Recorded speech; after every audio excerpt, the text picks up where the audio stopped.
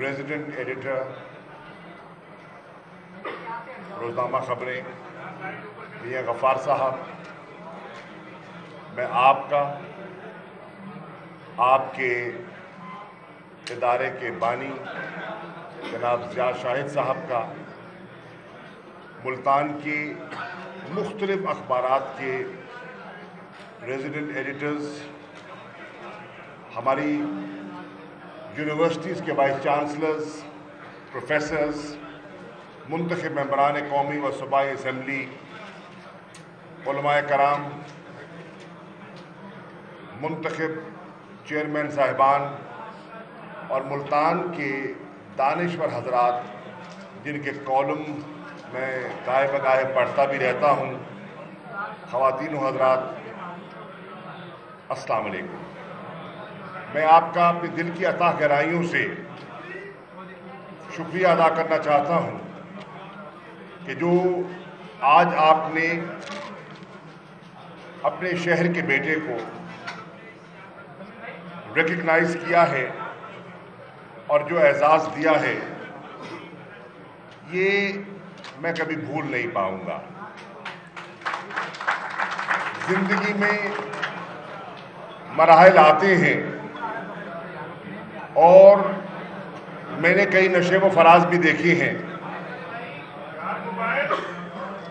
مجھے وہ دن بھی یاد ہے میاں صاحب جب اسی وزارت خارجہ سے میں نے ایک اصولی موقف پر ریمنڈ ڈیوس کے 3 پاکستانیوں کو قتل کرنے پر استعفیٰ دے کر اسی وزارت خارجہ سے میں نے رخصت حاصل کیا۔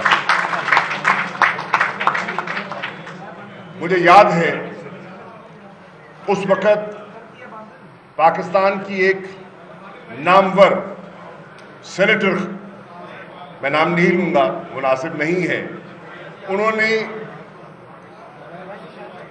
ایک محفل میں کہا کہ شاہ محمود نے امریکہ سے بگاڑ لی ہے، ہی از ہسٹری۔ یہ لفظ تھا کہ یہ تاریخ کا حصہ ہے اور اب اس کا سیاسی مستقبل تاریخ ہو چکا ہے۔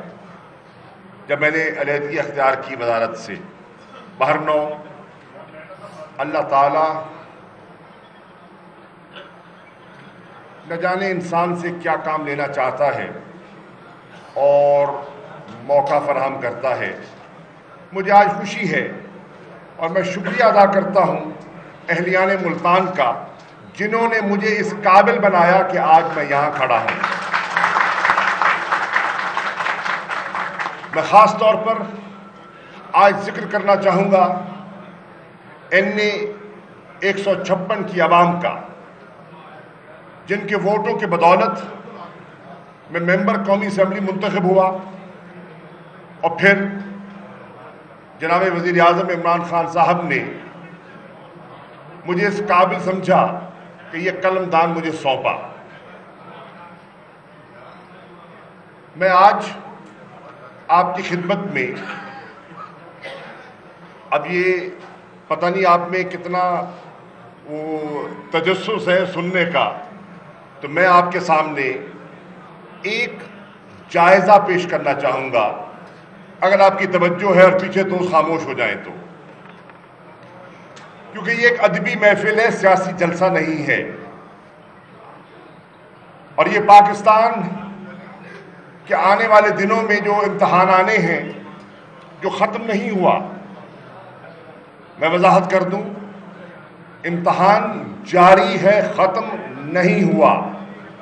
میں اس کے بارے میں اپنا نقطہ نظر پیش کرنا چاہوں گا۔ خواتین و حضرات، آج سے 6 ماہ پہلے جب یہ میں نے منصب سنبھالا تو میں آپ کی خدمت میں عرض کرنا چاہوں گا، ایک نقشہ آپ کی خدمت میں رکھنا چاہوں گا۔ کیفیت کیا تھی؟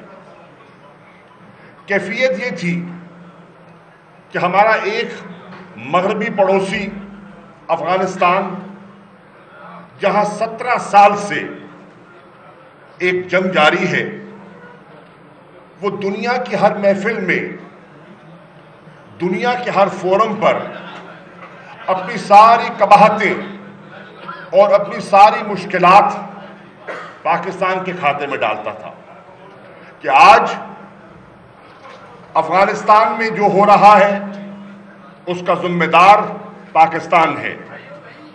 وہاں ہم آج گا رہے ہیں جس کو انگریزی میں سیف ہیونز کہتے تھے، اور ان سیف ہیون سے لوگ آتے ہیں، بارڈر کراس کرتے ہیں اور افغانستان آ کے دہشت گردی کرتے ہیں.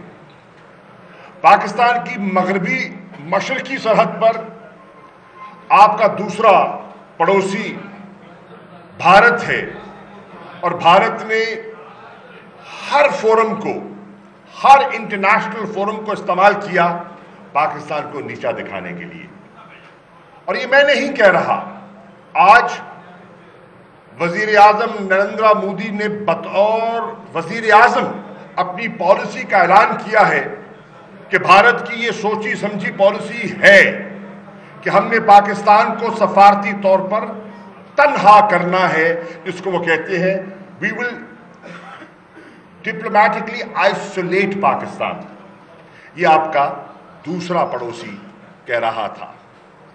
آپ کا تیسرا پڑوسی ایران ہے جس کے ساتھ آپ کے درینہ تعلقات ہیں، اور ایران کے وزیر خارجہ جناب جواد ظریف صاحب جب مجھے ملنے آئے تو انہوں نے کہا کہ جند اللہ جو تنظیم ہے جس کو اب جیش عدل کے نام سے پکارتے ہیں، وہاں کے لوگ یہاں سے کارروائی کرنے آتے ہیں اور ایران میں آ کر وہ دہشت پھیلاتے ہیں. آپ کا چوتھا پڑوسی اور آپ کا درینہ ساتھی، دوست، بااعتماد ساتھی چین، جو کل بھی ہمارے ساتھ تھا اور آج بھی ہمارے ساتھ ہے. لیکن طویل نشستوں میں ایک ذکر یہ بھی آتا تھا کہ جو ETIM ہے، ایک آرگنائزیشن ہے ETIM، وہ چین میں آ کر کاروائیاں کرتی ہے، اور ہم اپنے دوست ملک پاکستان سے توقع کرتے ہیں وہ ETIM کا نوٹس لیں. یہ ہے آپ کا پڑوس. اب میں اس سے آگے جانا چاہتا ہوں. مشرق وسطیٰ کی صورتحال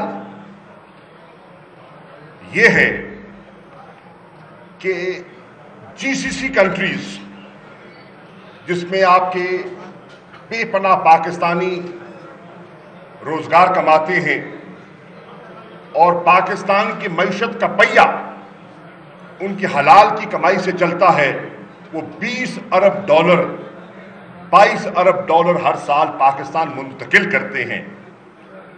آج وہاں کیفیت یہ تھی کہ GCC میاں صاحب تقسیم